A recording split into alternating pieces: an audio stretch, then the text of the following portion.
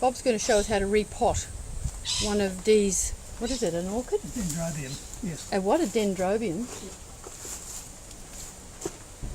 He's just mixed up a bit of bark there with a bit of compost soil. A bit of bark, I'm guessing, Bob, to give it some drainage. Is that right? Yes. And what's the problem with this plant? It's drying out, and a lot of the mixture has gone. All right. So there's hardly any there.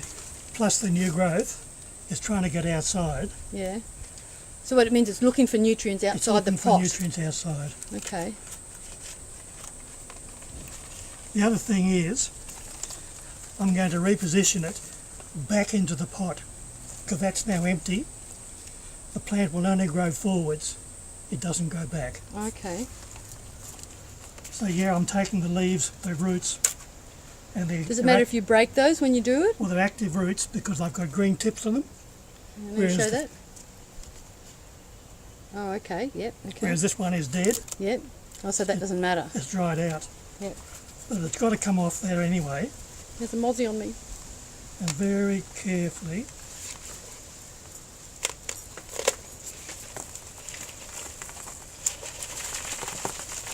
That's careful. That's what you call careful, do you, Bob?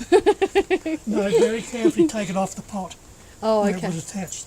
Now that is useless. Oh, thanks. You got secateurs? Which is useless? What part? These, they're all dead Oh, how can you tell they're dead? because they're brown and they've got no green tips. Okay.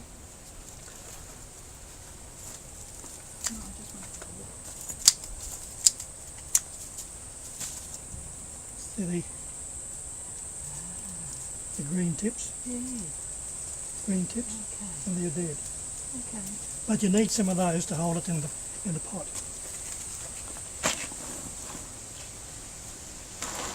And that's the other contents that was already in the pot. Yeah.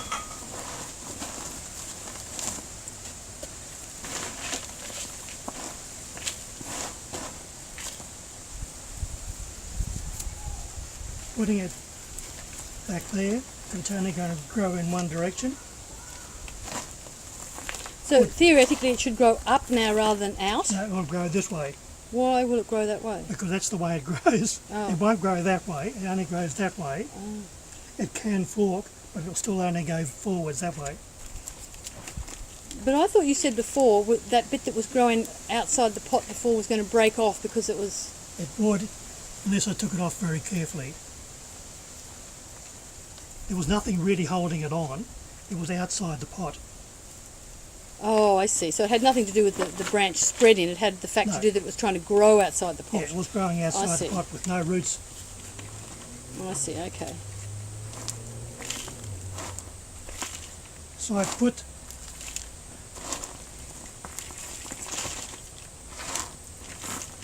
Combination of bark, what bark was originally in it, and some compost. and some compost Well and decomposed. some bark. Yeah. I always thought that orchids had to be just in bark. No. Different orchids have different requirements. Oh, okay. But you notice that as I put it in, I shake it to make sure that the mixture goes round the roots Yeah. and will hold it there so you don't have any air spaces.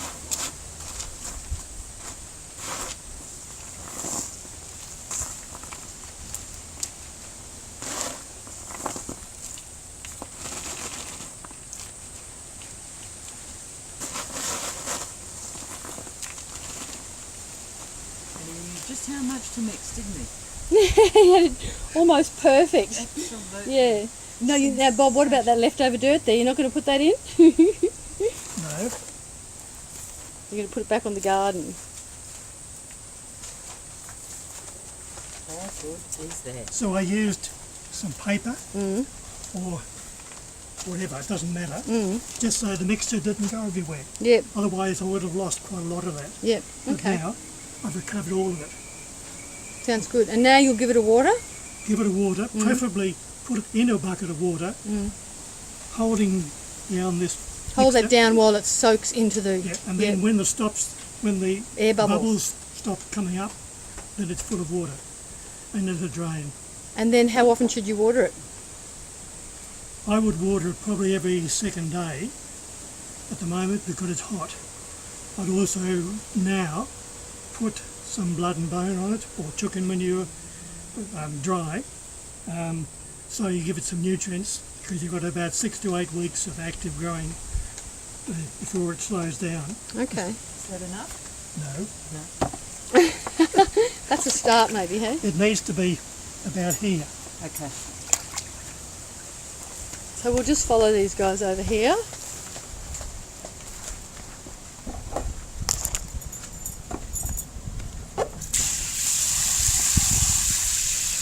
Now, if she's filling up that bucket now and you put that pot in there, couldn't you just water it, like put that in there now while No, she's... because this would wash away. Oh, I see. So you want to put it in slowly so it'll soak up slowly. And you need to hold this in. Right. Right, okay. I get it. Yeah, okay. Yeah. If you put it in there, you balance this out. Right, I see, okay.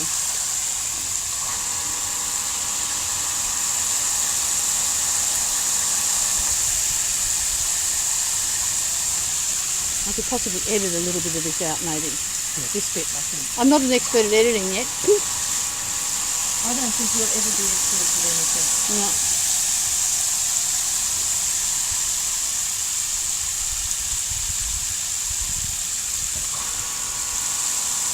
That might do, I think. So I've got people coming to Oh, have you? Yeah, it's just that they need to get some. She stored her stuff under the barn.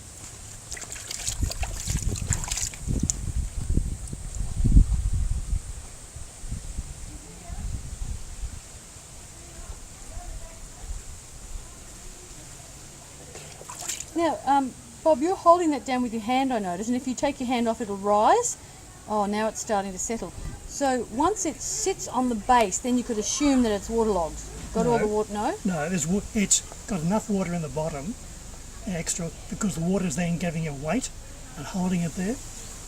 But it commonly, as soon as you put it in, will tip over because the air's rising Yeah. and it's pushing it over. So where should we be looking for the air bubbles to tell that that's had enough? It's not quite, I mean, that looks drenched to me. well, it's not yet.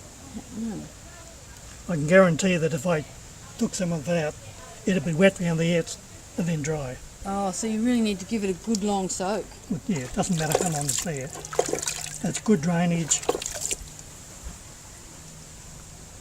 And it takes a while. I would leave it there for an hour or something. Okay. And then, you got any, And then put it back in the shade or the sun. put it in the shade because it's got no roots yet. Well, Right. The roots are not very active Right. for 2 weeks. And you can put it out into more sun. What were you going to ask me? Have I got more? Chicken manure, like Pellets? the pellets. No. I've only got really nice cow manure, sifted cow manure. And I've got blood and bone. Blood and bone would be good. Just a little bit on top.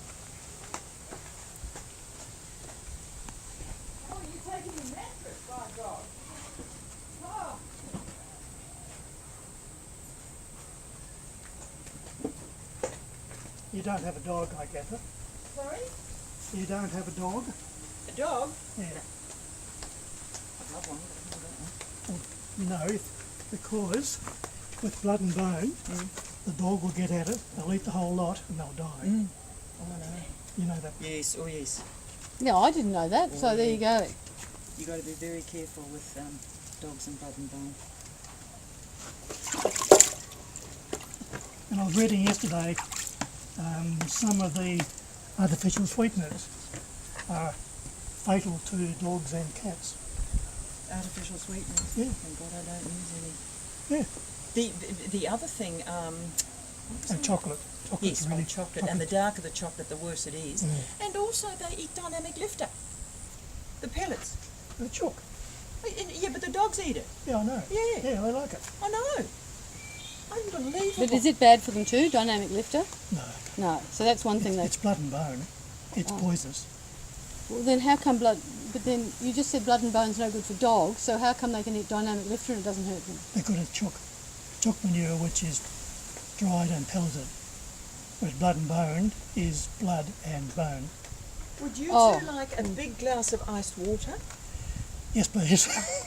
Vicky? Okay, then Dee, why not? I think we're probably done here anyway, hey Bob? Yes, That's enough of our lesson, and that can then go in the shade for 2 weeks and then the sun. yes. Okay. Thanks for that, Bob.